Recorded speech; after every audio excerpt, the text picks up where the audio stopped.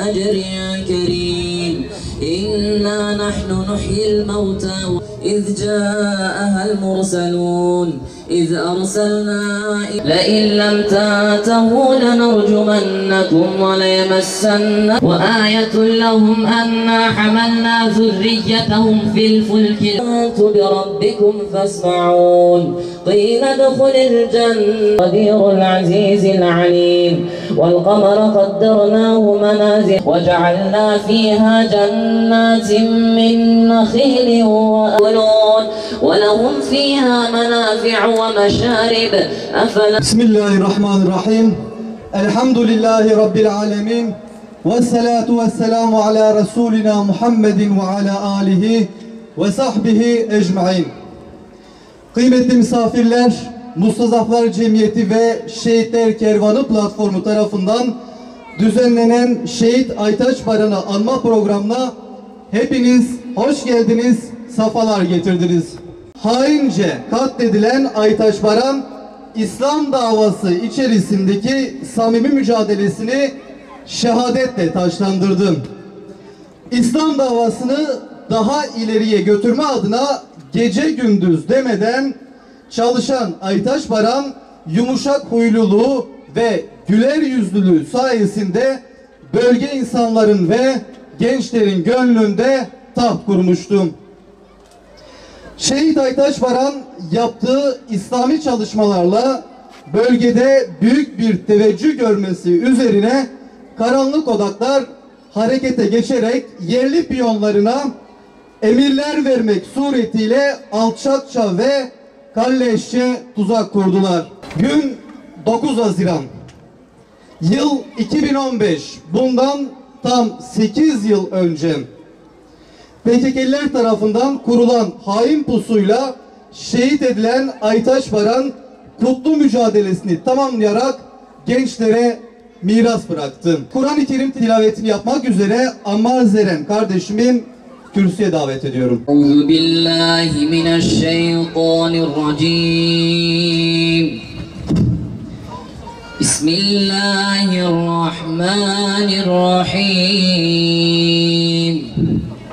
Yasin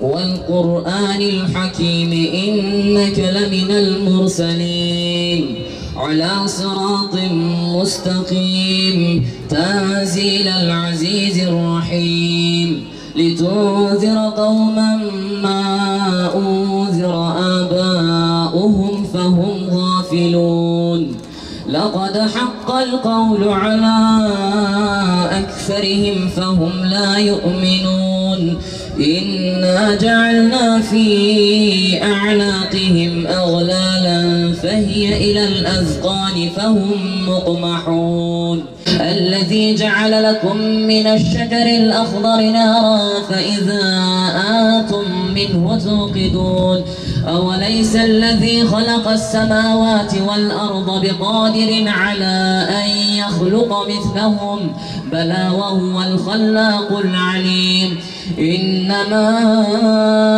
أمره إذا أراد شيئا أن يقول له كن فيكون فسبحان الذي بيده ملكوت كل شيء وإليه ترجعون صدق الله العظيم سبحان ربك رب العزة عما يصفون وسلام على المرسلين والحمد لله رب العالمين الفاتحة. الحمد لله رب العالمين الصلاة والسلام على رسولنا محمد وعلى آله وصحبه ecmaîn. Değerli kardeşlerim, şehadetinin üzerinden 8 yıl geçti. Bu vesileyle Şehit Aytaç Baran kardeşimizi anmak ve anlamak üzere burada toplanmış bulunmaktayız. Rabbim gelişimizi de gidişimizi de hayırlara vesile kılsın inşallah. Evet, tam 8 yıl önce İslam'a düşmanlık eden, bu bölgede, bu coğrafyada adeta Allah'ın dini ve davası için mücadele edenlere karşı bir harp ilan eden, zalimane bir yöntemle Müslümanlara yönelik her türlü zulmü, vahşeti, katliamı gerçekleştiren PKK'nın yine bir zalimane yapmış olduğu katliam, zulüm ve Şehit Aytaç Baran kardeşimize karşı yapmış olduğu suikastla ilgili olarak burada bulunmaktayız. Tabi dile kolay tam 8 yıl. Şehadete sevdalı bir yürek, şehadeti canı gönülden isteyen bir yürek, bunun için mücadele eden bir dava adamından bahsediyoruz. Değerli kardeşlerim, hepinizin malumudur ki bu dava bedel ister. Bu dava uğrunda mücadele ister, çile ister, fedakarlık ister. Dolayısıyla bu davayı yüklenmiş olan, bu mücadeleyi sırtlanmış olanlar şunu iyi biliyorlar ki bunun için candan, maldan, bütün sevdiklerinden vazgeçmeleri gerekiyor. Nitekim Şehit Aytaç Baran kardeşimiz ve diğer azizlerimiz şu anda onların yanındayız. Bunu en güzel bir şekilde pratiğini ortaya koymuşlardır. Şehadet bir sevdadır. Şehadet aynı zamanda şehit için bir aşktır ve onu canı gönülden isteyenler arzuluyorlar. Tarihten beri bu böyle olmuştur. Allah-u Teala Kur'an-ı Kerim'de peygamberlerin hayatından bize bahsederken gerektiğinde Zekeriya gibi aynı zamanda testereyle kesilme örneğini bizlere sunmaktadır. Gerektiğinde yine Hazreti Yusuf gibi bu dava için bedel verip kuyulara girmeyi, zindanlarda Züleyha ile imtihan olmayı, akabinde tekrar zindana girmeyi ve en sonunda sabrettiğimiz zaman Allah'ın izniyle Mısır'da melik olmayı bizlere göstermektedir. Yine hakeza Allah-u Teala Hazreti Nuh ile bize yine mücadeleyi öğretmekte, bizim asıl amacımızın davamızı tebliğ etmek, insanlara ulaştırmak olduğunu bizlere göstermektedir. Dolayısıyla bu mücadele öyle kolay bir mücadele değil ve bugünlere de kolay bir şekilde gelinmedi. Yine hatırlarsanız Habbab bin Eret radıyallahu anh Peygamber aleyhissalatü vesselamın yanına geldiği zaman artık Mekke'nin zulümleri, işkenceleri haddini aşmış ve Müslümanların dayanacak bir takati kalmamıştı. Ya Resulullah, Allah'a dua etsen de bizim için bir dua etsin, artık bu zulüm, bu işkenceler bitsin dediği zaman Peygamber aleyhissalatü vesselam yerinden doğrularak bazı rivayetlere göre şah damarları görünecek şekilde kıpkırmızı olarak siz acele ediyorsunuz. Sizden önceki ümmetlerin etleri demir taraklarla birbirinden ayrılırdılar. Onlar sabrederlerdi ve onlar ateş çukurlarına atılırdı. Yine onlar sabrederlerdi diyerek onlara mücadelede sabrın gerektiğini, mücadele edildiği zaman bu çileli yolculukta bütün bunların başımıza gelebileceğini hakeza belirtmektedir. 8 yıldır her şekilde geliyoruz, Allah'a hamdolsun, kardeşlerimizi anmak ve anlamak için. Doğrusu onları Allah almıştır. Belki de bizim anmamıza ihtiyaç yoktur. Fakat şu şehitlerimize bakalım.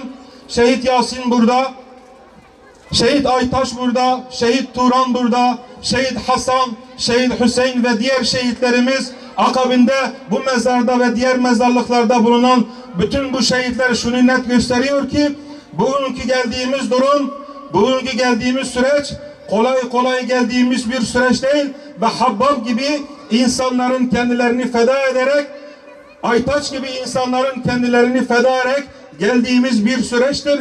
Ondan dolayı bunun kıymetini, kadrini iyi bilmek lazım ve onların bize bırakmış olduğu bu mukaddes emanete, bu mukaddes davaya sımsıkı sarılmamız lazım. Onlar şehadet dedikleri zaman, onlar şehadete sevdalı oldukları zaman hepiniz benden çok daha iyi biliyorsunuz ki onların söylemi de, eylemi de bütün hayatlarıyla örtüşüyordu. Onlar şehadeti istedikleri zaman fiili olarak yapmaları gereken her şeyi yaptıktan sonra Allah'tan şehadeti istiyorlardı. onlar şehadeti istedikleri zaman Allah için 3 damlayı muhakkak akıtmışlardı. Birincisi gözyaşlarını akıtmışlardı. İkincisi yine hakeza terlerini akıtmışlardı. Ve en sonunda da çünkü şehidin hayatına, zaten şehidin hayatıyla şehit ve şehadet ikisi birbiriyle özdeşleşen kelimelerdir. Hayatlarının sonuna kadar şahitlik etti. Değerli kardeşlerim, yıllardır bu coğrafyada, bu bölgede Allah'ın dinini ve davasını savunmak, bu uğurda mücadele etmek için her türlü bedeli veren kardeşlerimiz elbette ki vardır. Yıllardır bu kardeşlerimize her türlü zulüm, eziyet, işkenceler, her türlü alçaklıklarla bulunmaya çalışılıp bu yolun, bu davanın önünü kesmeye çalışmışlardır. Bu sünnetullah'tır. Bu dün olduğu gibi bugün de var ve yarın da var olacaktır. Tekbir! Tekbir! İşte bugün bizler nefsi bir muhasebeyi yapmamız lazım. Bugün bizler şehitlerin mezarlarının başındayken bizim gelişimiz ve gidişimiz normal bir geliş ve gidişe benzememesi lazım. Nasıl ki Allah'ın Resulü sallallahu aleyhi ve sellem onun Hira'ya girişiyle Hira'dan çıkışı farklıysa Hira'ya girdi. Hira'ya gittiği zaman Muhammed olarak girdi. Fakat Hira'dan çıktığı zaman Hazreti Muhammed sallallahu aleyhi ve sellem olarak çıktıysa, ki kainatın bütün yükünü omuzlarına alarak çıktıysa, işte bizler belki yılda bir yapılmış olan bu etkinlikler bize şunu hatırlatması lazım. Bizim ayaklarımızı bağlayan prangalarımız nelerdir? Bizi Allah'ın dininden, davasından alıkoyan veya bu noktada gevşekliğe sevk eden zincirlerimiz hangileridir? Onları kırabiliyor muyuz? Kırmak için gayret gösterebiliyor muyuz? Veya şehadete olan sevdamız veya özlemimizin samimiyet göstergesi ne şekildedir? Bunun öz eleştirisini yaparak buradan çıkmamız lazım ve buradan gittiğimiz zaman eğer bizim kendi iç alemimizde bir fırtına kopmuyorsa, bir değişim olmuyorsa, yarınlar için, Allah'ın dini ve davası için eğer bir bedel verilme gerektiği bilinci bizlerde, bacılarımızda, kardeşlerimizde olmuyorsa, bizim sadece gelişimiz bir mezar ziyareti, gelişimiz de bir mezar ziyareti olmaktan öteye geçmeyecektir. Zaman aleyhimize işliyor. Dün ile bugün bir değil. Bugünün kendisine göre imtihanları çok daha farklı. Bugünün kendisine göre imtihanları çok daha zorlu. Bizim bu süreç içerisinde dünyevileşmenin etkisinde kalmadan, bizim bu süreçte dünya hayatının ve dünya süsüne aldanmadan, kalmadan, Allah'ın dini ve davası için bizden öncekilerin dalgalandırmış olduğu bu aziz İslam bayrağını, bu tevhid bayrağını, bedeli ne olursa olsun, bunun sıkıntısı ne olursa olsun, çilesi ne olursa olsun, hiçbir şekilde geri adım atmadan, ilkelerimizden taviz vermeden, Allah'ın dinini ve davasını sürdürerek bu kutlu mücadeleyi biz dağın zirvesine ulaştıracak ve inşallah bizler de onlar gibi şehadet şerbetini içerek onlarla kıyamette Allah'ın firdevsinde bir arada bulunabilme heyecanını, isteğini, arzusunu ve samimiyetle ihlasını göstermemiz lazım.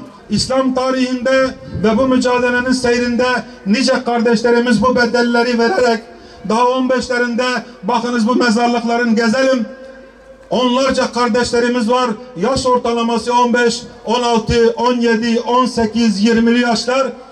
20'li yaşlarda, 18'li yaşlarda bu davayı omuzlayıp bu mücadeleyi sürdüren zalimlere ve İslam düşmanlarına karşı baş eğmeyen bu kardeşlerimizin mezarı başındayız ve biz Onların mezarının başında dediğim gibi söz veriyoruz ve diyoruz ki hep beraber inşallah biz ahdimize sadık kalanlardan olacağız. Onlar nasıl ahdine sadık oldu, ayet-i kerimenin deyimiyle kimileri de bekliyor diyor ya, Ya Rabbi bizi hakkıyla bekleyenlerden eyle.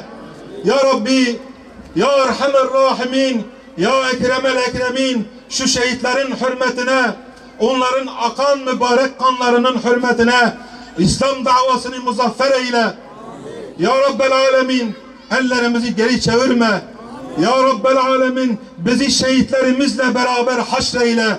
İslam düşmanlarına fırsat verme ya Rabbi. Onların zalimliklerine, zorbalıklarına, onların Müslümanlara karşı olan kindarlıklarına karşı bizlere güç ver, kuvvet ver, ihlas ver, iman ver, samimiyet ver, sabır ver ve onlara baş kaldırmayı bizlere nasip eyle ya Rabbi. Bunlar nasıl baş kaldırdıysa, onlara boyun eğmediyse, bu azizlerimizin mübarek kanı hürmetine bizlere de o izzeti nasip eyle. Ömrümüzün sonuna kadar dinine, davana hizmetkar eyle. Nefsin her türlü tuzaklarından, şeytanın şerrinden, dünyalıkların süslü şatafatlı hayatından bizleri beri eyle ya Rabbi. Onların sevgisini kalbimize bırakma ya Rabbel Alemin. Davamızın sonu alemlerin Rabbi olan Allah'a hamd etmektir. Esselamu Aleyküm ve Rahmetullahi ve Berekatuhu. Nebiyullah